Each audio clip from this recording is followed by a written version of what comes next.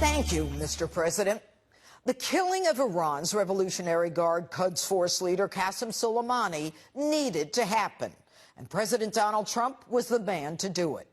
Everyone knew the blood of Americans was on his hands, responsible for the murder of more than 600 American service members and thousands of others whose blood and limbs were spilled and left on the sands of the Middle East. He implemented the explosive devices capable of piercing through our American armor.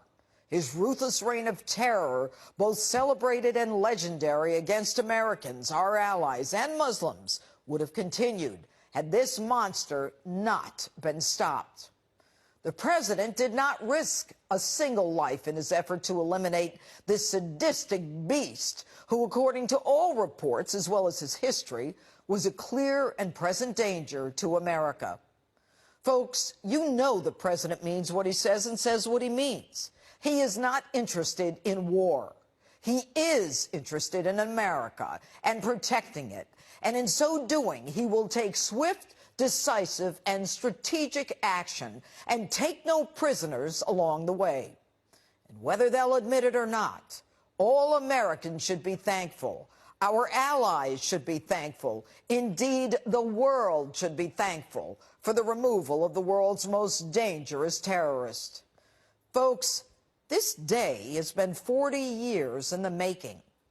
I told you last year that Iran was determined to provoke us, and indeed was provoking us. And to all those who criticize the president for not trying diplomacy, a primer. This president has repeatedly tried diplomacy, stepped back, talked about restraint, and refused to take action when ironically criticized for not doing so. Take a listen. In the last month, as Iran has reacted to the economic stranglehold under which it is suffering because of the sanctions President Trump has put on it, a far cry, by the way, from the rollover reward of $150 billion Obama gave them and gave that regime, which was used to fund terrorism throughout the world. Iran is responding with extreme provocation, hitting oil tankers.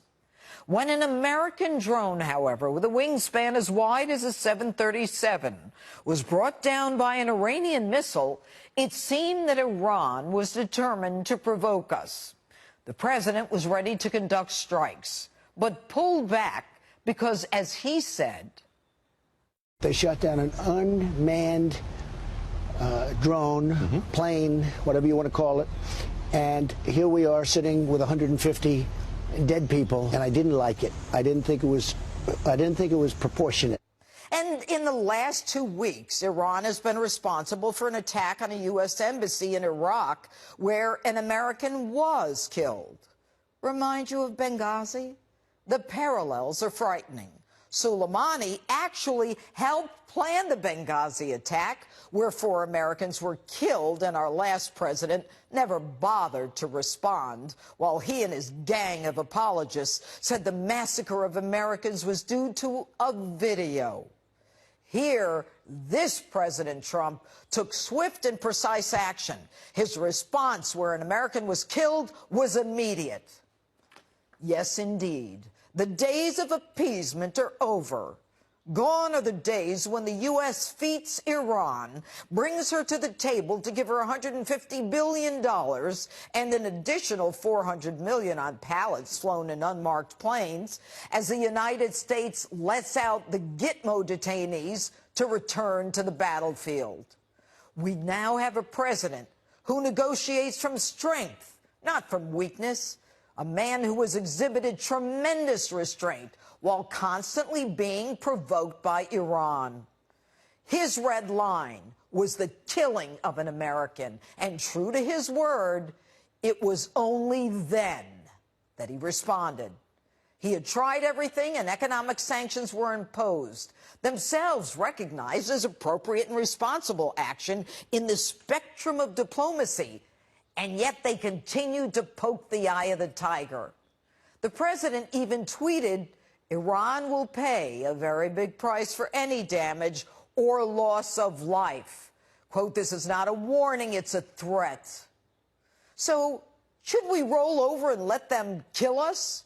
Should we decide who should be killed first, or how many of us we will tolerate being killed before we act? Should we allow further casualties? It's not an act of war. It's not unauthorized force when the commander-in-chief is defending Americans from imminent deadly harm. And for those bozos who say that the president is using Iran to distract us from impeachment, he could have done this on any one of the last 1,079 days because they've been trying to impeach him since day one. And Chuck Schumer says this. This action may well have brought our nation closer to another endless war, exactly the kind of endless war the president promised he would not drag us into. So, for Chuck and all you snowflakes who say this means war, I've got news for you. We've already been in a shadow war with Iran for decades.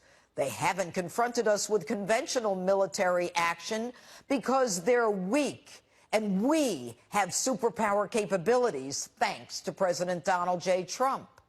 They've prosecuted their war against us by the use primarily of non-state proxies like Hezbollah in Lebanon, the Houthis in Yemen, Hamas and Islamic Jihad, as well as the Shia militants in Iraq, Syria and Lebanon.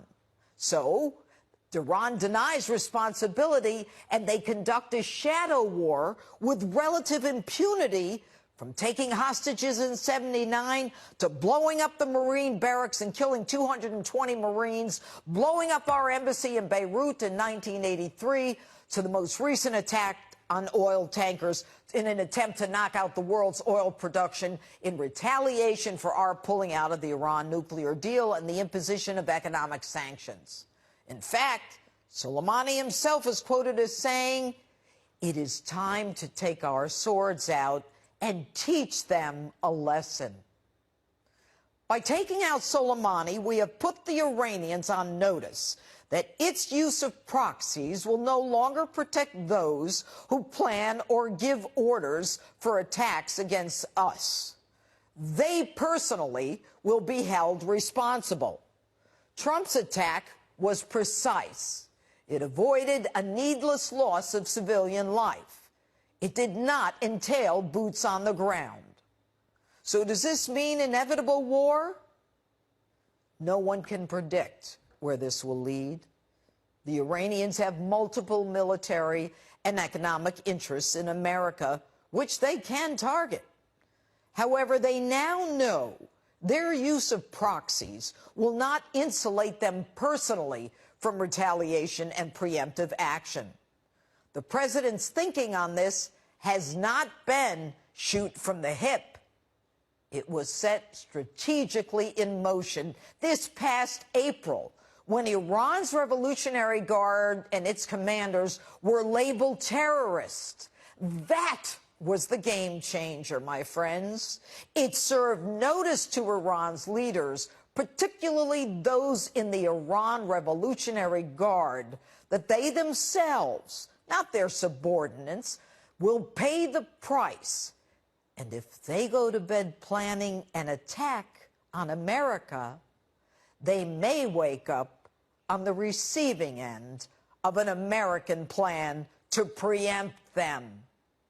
Thank God for President Donald Trump. And that's my open.